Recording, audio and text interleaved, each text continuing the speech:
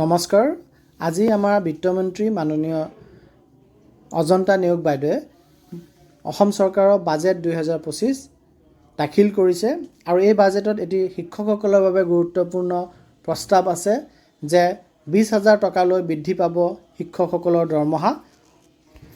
আৰু এই বাতৰিটোৰ যদি আমি ডিটেইলছলৈ যাওঁ তেতিয়াহ'লে আপোনালোকে চাব পাৰিব যে enhance salary of the teachers working under Banikanta Kakati computer literacy program, যে যিসকল শিক্ষকে বাণীকান্ত কাকতি কম্পিউটাৰ সাক্ষৰতা যি প্ৰগ্ৰাম, এই প্ৰগ্ৰামৰ অধীনত শিক্ষকতা বিদ্যালয়সমূহত কৰি আছে, সেইসকল শিক্ষকৰ দৰমহা 20,000 টকালৈ বৃদ্ধি কৰাৰ প্ৰস্তাৱ ইয়াত ৰখা হৈছে। আৰু তাৰ লগতে extend their service to 60 years, তেওঁলোক 60 বছৰলৈ চাকৰিৰ নিশ্চয়তা তেওঁলোকে লাভ কৰিছে এই বাজেটৰ যোগেদি। অৰ্থাৎ তেওঁলোকৰ দৰমহা যি আছিলে সেয়া 20,000 টকালৈ বৃদ্ধি পাব আৰু তেওঁলোকৰ চাকৰি কাৰ্যকাল 60 বছৰলৈ নিশ্চিত কৰা হ'ব, যাতে তেওঁলোকে 60 বছৰলৈ নিশ্চিত মনে তেওঁলোকৰ চাকৰি কৰিব পাৰে।